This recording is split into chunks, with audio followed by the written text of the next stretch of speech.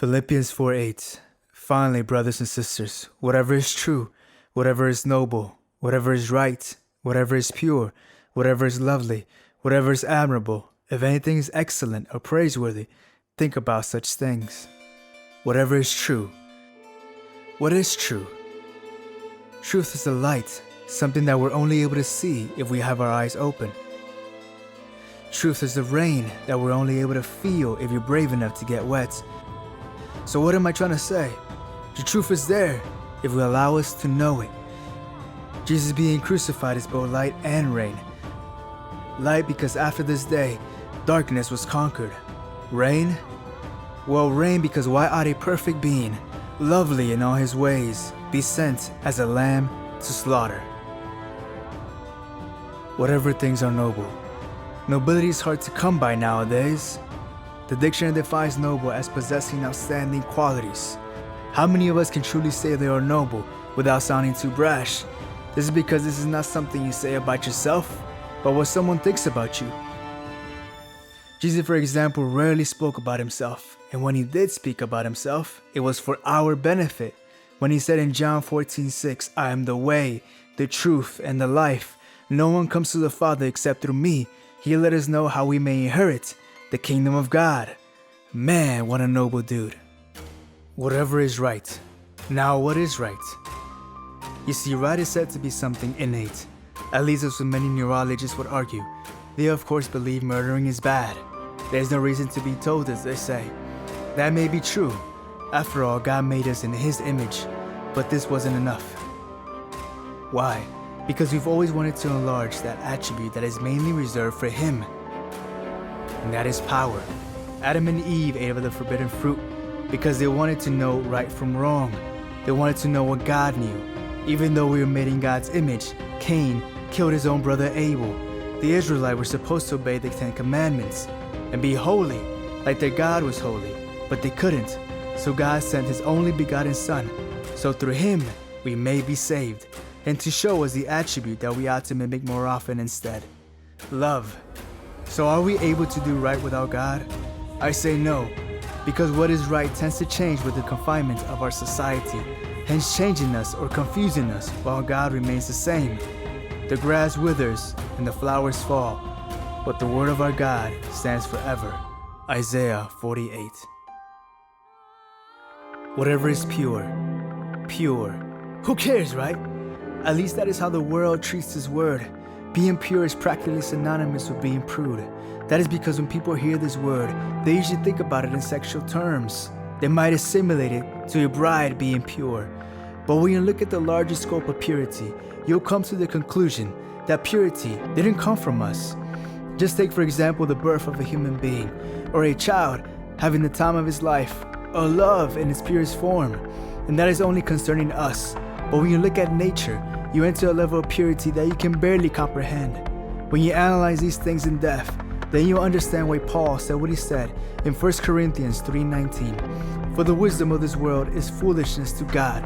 For it is written in Job 5:13, he catches the wise in their own craftiness. Sorry, nerds. Whatever is lovely. Lovely. Now again, when folks first hear the word lovely, they tend to associate it as an attribute. And when you think about her and her lovely eyes, or if you're a father, you might think about her lovely smile. But what about associating lovely with our thoughts? Could we think about her gaze 24/7? Maybe if you're madly in love. But can we sustain this level of infatuation forever? If you're in love, you'll probably say yes. But ask a couple that has been married for over 25 years, and I'm sure they'll give you a different answer. Heck, ask a couple that has got 10 years under their belt, and they'll give you a thoughtful response. That is, if they still love each other. You see, we forget that God's love is different from ours. Jesus said in John 15:13, greater love has no man than this, that a man lay down his life for his own friends. If you don't believe in heaven, you might think this is absurd. But even if you don't we feel some sympathy for those men and women who die for us? Or more specifically, for their comrades in the battlefield? I pray we do, or we haven't lost our humanity just yet. If love is truly the greatest thing on this earth, then it can't be sustained by pure emotions. It needs to be rooted in something everlasting. There's a level of understanding that must arise after the high has subsided. Just like a bird must get over the excitement of first learning how to fly quickly if it is to remain above water. If you can't think of anything lovely, I suggest you watch your eyes. And if altogether you can't muster up anything lovely, look no further than to the life of Jesus. He was a servant to all, healing the sick, making the blind see, and even raising people from the dead. One last piece of advice: if you're still having a hard time thinking of anything lovely, then how about you go out and help someone? You might be surprised by what you might think of afterwards. What is admirable? Now, what is worthy of admiration? Many of the things we used to admire before don't seem to qualify as admirable anymore. One thing hasn't changed though, and that is the admiration of people. Of course, I'm not saying some people aren't worth admiring, but sometimes if we spend too much time admiring a person instead of what makes him admirable, then we put ourselves in a position of insufficiency. And while some things will be impossible for us to accomplish on our own, all the other things will be with God. Luke 18:27. Then, if we admire someone with all our strength, we are in danger of making idols of them. So here Paul, wisely enough, says whatever instead of whoever, redirecting our focus towards the acts that unite us instead of the individuals themselves.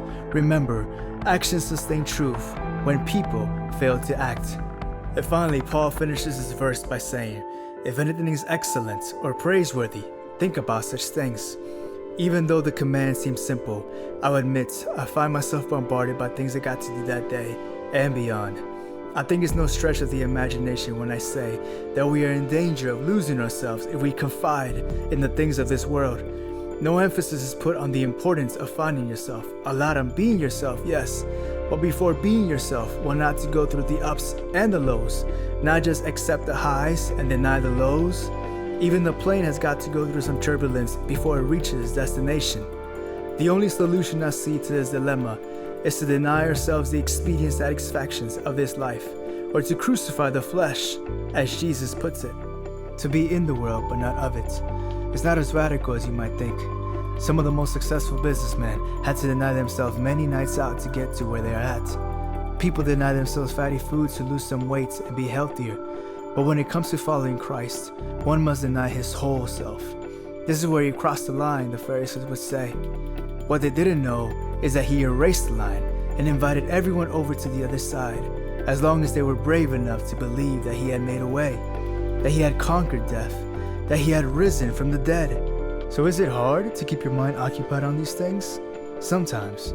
Is it impossible without his help? I say so. I encourage you to invite him in and to take that leap of faith. He'll catch you and he'll lift you up when you fail, because you will fail again and again and again and again. He'll lift you up because his loving kindness is better than life.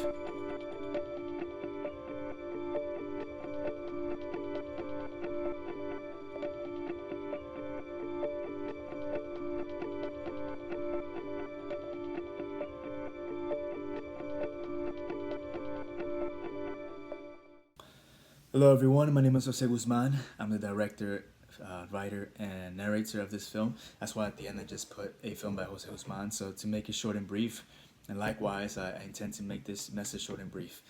So I just want to encourage you to share and subscribe to my channel. I've never asked anyone to subscribe to my channel. I never thought I would be a YouTube enthusiast, although that's where I promoted most of my short films. But this time around, if we want to spread the message, I've never made a movie like this, so maybe that's why I would like to ask you to subscribe, because this is the first of hopefully many. I'm not sure what God wants to do with this. I've prayed about it, but I just know that he put the desire in me to do at least 2-3 more films of these. The next one will be on Philippians 4:12. So if you want to read upon Philippians 4, it's an awesome book. But yes, it will be based on Philippians 4:12.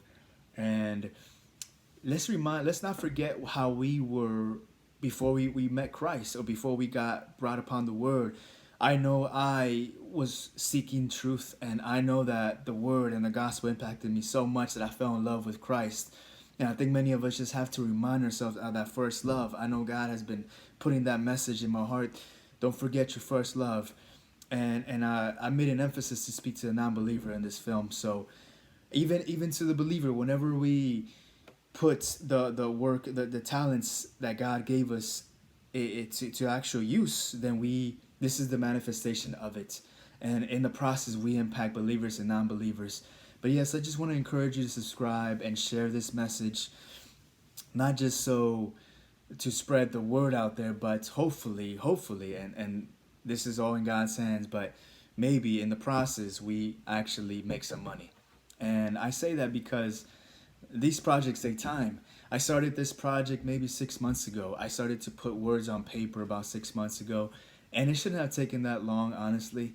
But it did. Some of it had to do with quarantine. Some of it I put on my shoulders.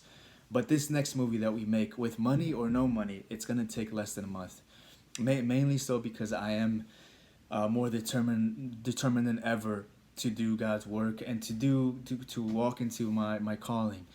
So it's all in God's hands. But I know that with money we can some of the footage that we got is stock footage, and all of it is free. But if we pay some money, we can get better quality footage, or we can get better quality equipment. We can just invest more time in this. I think some of it had to be spread out because we work, and that's why I say I'm an aspiring filmmaker. I make films for fun right now, but I know that this is what I intend to do for a long time. So just I'm just asking you to subscribe and to spread the word, and God will do the rest. Whatever that looks like, God will do the rest, because at the end of the day, it's about sharing the gospel, the message, and then everything just falls into place. So thank you very much for tuning in. Thank you for your support. God bless you all, and take care.